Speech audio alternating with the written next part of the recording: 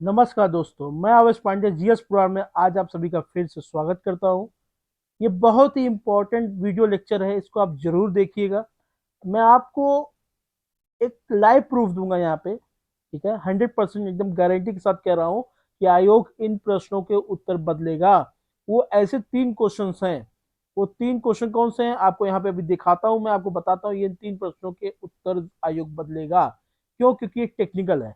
कुछ एम्बिग्यूटीज होती हैं, जैसे क्या कि आप कहते हो कि ऐसा होना चाहिए ना ऐसा भी। जहां पे थ्योरेटिकल पोर्शन आता है, आयोग कहता है कि उनके पास अपने विद्वानों की मंडली है, उन्हीं के उत्तर को मानेगा। लेकिन जहां पे टेक्निकल चीजें आ जाती हैं, वहां पे विद्वान की मंडली क्या करेगा? ठीक है।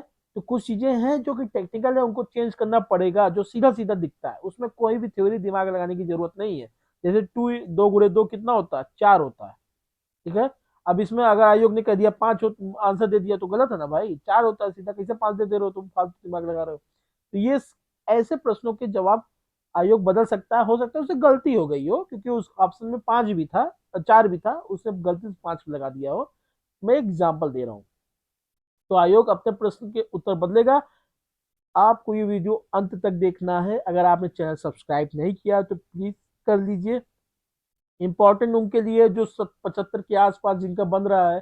कोई अगर 72 पे हो सकते हो 75 पे पहुंच जाए, या फिर 78 पे हो सकता है आप 75 पे पहुंच जाए। ठीक है, तो ये 3 प्रश्न उनके लिए बहुत इंपॉर्टेंट है। तो प्लीज पूरा देखिएगा और समझिएगा क्यों जरूरी है। क्यों जरूरी है आप जरूर समझिएगा, इसको देखिएगा। या आप तय कर सकते हैं कि आपको मेंस की तैयारी कैसे करने की, प्रीलिम्स में दोबारा लग जाना है। मेरा मानना है कि जो भी 70 के प्लस हैं, उनको तो मेंस की तैयारी करनी ही चाहिए अभी। ठीक है। और बाकी तो रिजल्ट आने के बाद अगर आपका होता है तो आप मेंस कंटिन्यू कीजिए, अगर नहीं होता तो वापस आप प्रीलिम्स के मोड पे आ जाइएगा। तो इसमें बहुत देर नहीं हुई है। आइए मैं आपको सबूत देता हूं उन प्रश्नों पे जिसपे आपत्ति है, जिसमें आयोग को चेंज करना पड़ेगा अपना उत्तर। FWD 200B क्या है? बम्बर है। ठीक है, बम बरसाएगा, धड़ाधड़ बम बरसाने वाला। इसमें आयोग ने एक प्रश्न पूछा, एक उत्तर क्वेश्चन पूछा, उसका आंसर भी दिया आयोग ने। प्रश्न देख लेते हैं पहले। This is the India first indigenous स्वदेशी बम्बर है। अनमैन्ड एरियल व्हीकल एयरक्राफ्ट है। बिल्कुल सही है, अच्छी बात है।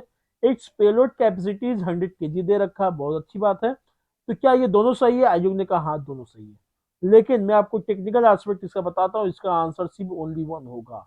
कैसे होगा मैं आपको सबूत देता हूँ। क्योंकि इसकी जो पेलोड कैपेसिटी है वो 100 नहीं है, वो 30 kg है।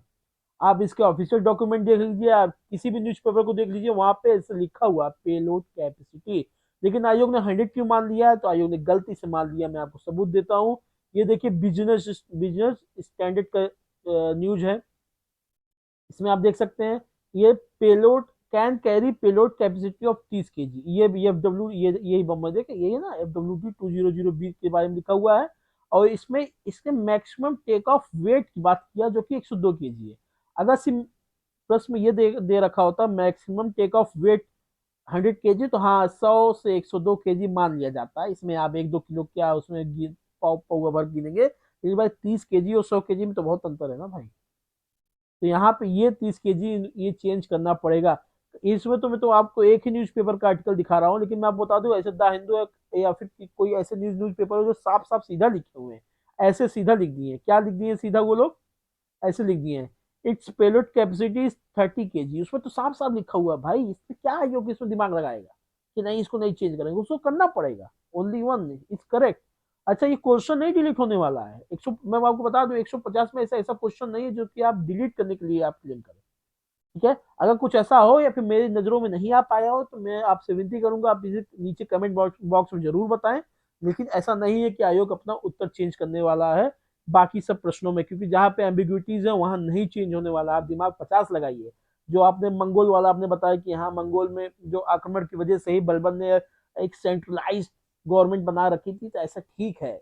आयोग ने कहा नहीं ऐसा नहीं है। आप दिखा देंगे, सतीश चंद्रा में देखिए लिखा है कि हाँ नहीं ऐसा ही था। देखिए, आप सतीश चंद्र दिखाएंगे, वो किसी और को दिखा देगा। वो केसी श्रीवास्तव चले जाएंगे, क्या कहते हैं, केसी श्रीवास्तव के पास चले जाएंगे, या किसी और हिस्टोरियंस की किताब के पास चले जाएंगे। तो आप इस पे नहीं लड़ पाओगे। आप दिल्ली यूनिवर्सिटी के प्रोफेसर की किताब दिखाओगे, इलाहाबाद यूनिवर्सिटी के प्रोफेसर की किताब दिखा देंगे, तो ये अंतर होता है। इसमें आप नहीं जीत पाओगे आयोग से। वो जो मान लिया मान लिया। ये तो टेक्निकल चीज है ना बच्चा, इसको तो बदलना पड़ेगा आयोग को। आइए दूसरे प्रश्न पे चलते हैं। दूसरा प्रश्न देखिए, बहुत अच्छा प्रश्न दे रखा है कि जो Kohima peace memorial and eco park के बारे में क्या सही है।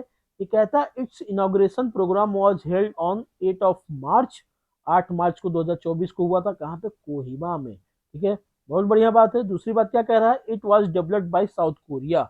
तो आयोग ने क्या जवाब दिया है? Only one. मतलब आयोग दूसरे को गलत कह रहा है।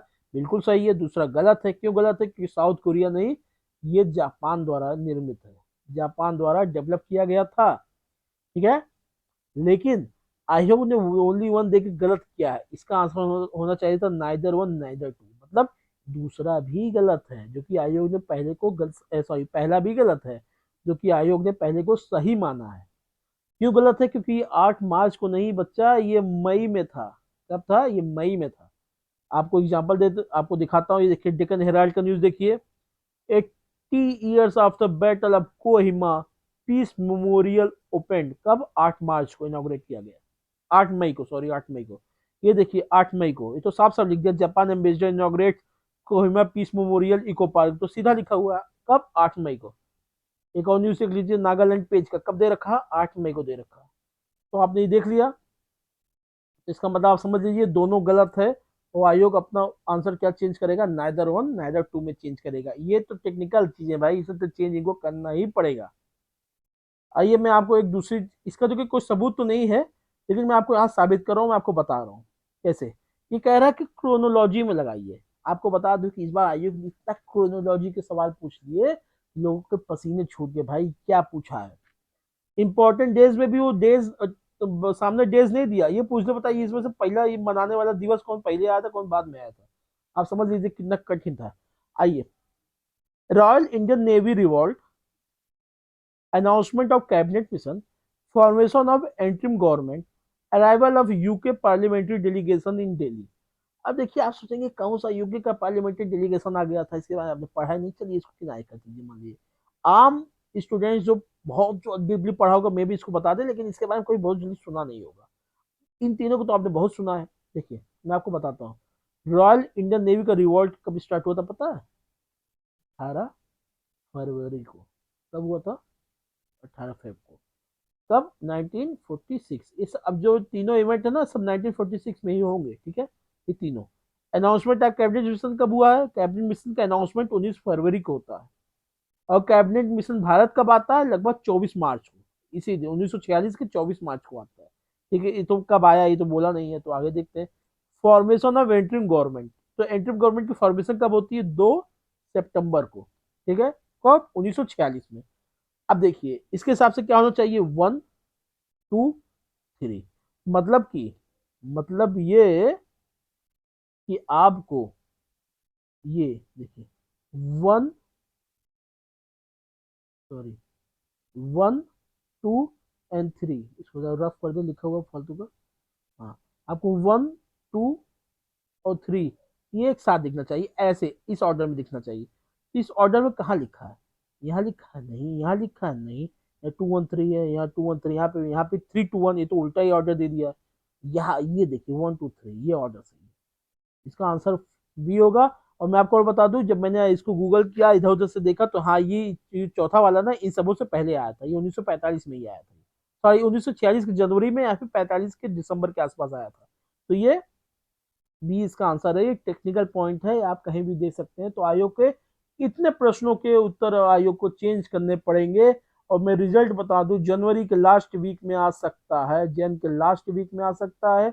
आयोग का जो आंसर देने का, प्रीलिम्स का जो रिजल्ट देने का जो समय रहा है, एवरेज 40 डेज लेता है वो। ठीक है, लास्ट बार तो 42 दिन ले लिया था। तो इस बार उम्मीद है कि जनवरी के लास्ट वीक में या उससे पहले भी रिजल्ट आ सकता है। कि कारण ये है ना, क्योंकि वैसे भी आयोग ने इतना लेट कर दिया है, उसके पहले भी आ सकता है। तो आप बने रहिए। अगर आप 70 प्लस जो भी हैं, हम तो कहेंगे मेंस की तैयारी कीजिए भाई आप लोग। अगर आपका रिजल्ट में आता है नाम, तो आप मेंस में कंटिन्यू कीजिएगा, नहीं तो डिसकंटिन्यू करके सीधा प्रीलिम्स के मोड में आ जाइएगा। मैं आपको और बता दूं कि क्या, आरओ का भी एग्जाम अप्रैल में हो सकता है। कब? अप्रैल में हो सकता है। तो आप पढ़ाई अपनी जारी रखिएगा। न्यू ईयर न्यू ईयर के मोड से निकल चुके हो, जनवरी की ठंडी में आप रजाई के अंदर बैठ से बाहर निकलिए, कुर्सी पे बैठिए और पढ़ाई स्टार्ट कीजिए। ठीक है, तो इस चैनल को अगर अभी तक आपने सब्सक्राइब नहीं किया तो प्लीज कर लीजिए, बेल आइकन को दबा दीजिए और अपने दोस्तों तक जरूर शेयर कीजिए। विजन आईएएस के डेली करंट अफेयर पढ़ाया जा रहा है इसी चैनल पे, आप उसको एक बार देखिएगा जरूर। बहुत इंपॉर्टेंट है पीसीएस और यूपीएससी के लिए, दोनों बाइलिंगुअल में, हिंदी इंग्लिश दोनों में है। बहुत बहुत धन्यवाद आपका दिन शुभ मंगल में, और जय हिंद जय भारत।